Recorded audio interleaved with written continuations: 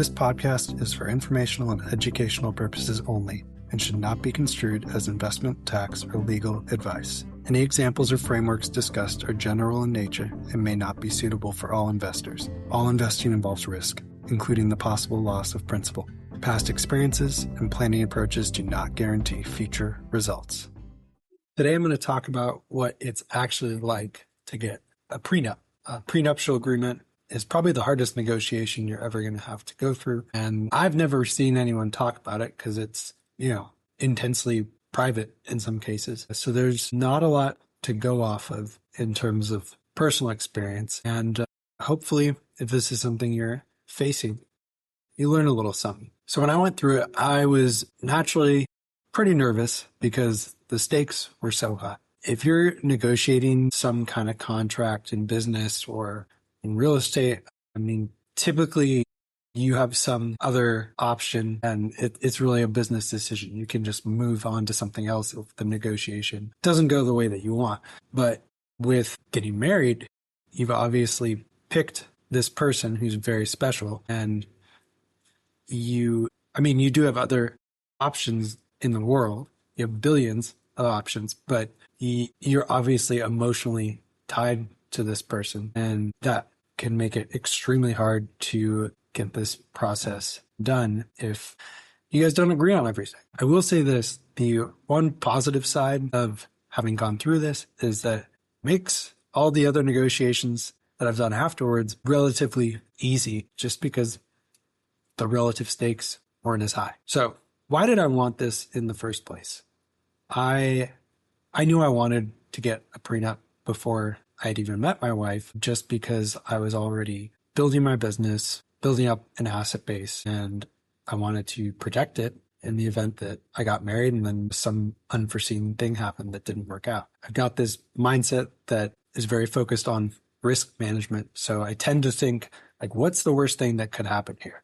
So in my mind, I'm picturing, I get married and then for whatever reason, 2 years down the line, it doesn't work out.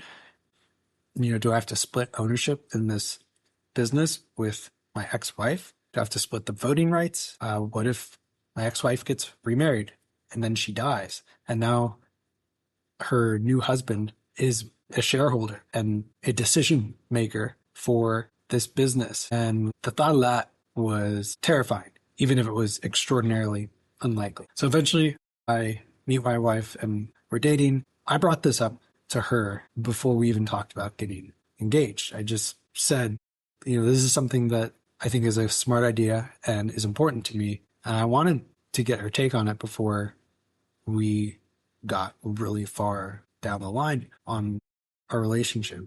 And to be honest, we were already, quite serious. We were already living together when I brought this up. But I just wanted to know what she thought about going through this. And she really saw it from my point of view. It's very practical. And the conversation actually brought us closer together, even though it had the potential to be really adversarial. The other nice thing about bringing that up early was we set an expectation of what was going to happen.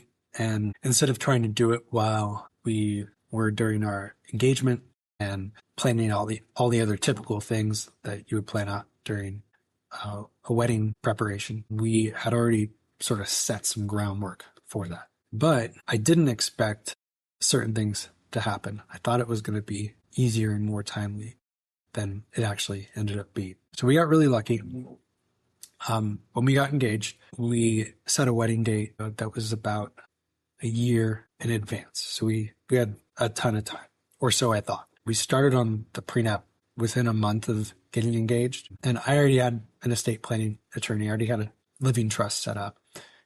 So she handled my representation, and then my wife had to just go out and find someone to represent her. I can't really remember how she picked. It was about 10 years ago now. If I remember right, I think she ended up picking the first person who picked up the phone and seemed willing to listen to her. The process itself was pretty straightforward. I reported my assets to my attorney, and she asked, what are you hoping to get out of the process? And once we laid it all out, then the two attorneys started going back and forth. And that was really nice. I would expect that would be how it typically is. The attorneys talk, and then the spouses don't have to hash out all the nitty gritty. But a couple months into the process, things started to go a little bit off the rails. I felt like my wife's attorney just took a really long time to respond to things. So it gave me a lot of anxiety. It made this process that I wanted to be done with very quickly. It made it drag out a lot longer than I wanted. I figured we'd be done in a month from start to finish. So we didn't actually spend a ton of time on drafting the document itself. The number of minutes was pretty small, but it ended up taking 7 months from the time we started the process to the time we signed off on it. Obviously, you're negotiating basically what if scenarios. And for us, one thing took a particularly long time to get hammered out. And that was, what if my wife stops working, is taking care of our kids, and we get divorced? Like, how is she going to be supported? So our attorneys went back and forth on that for a while.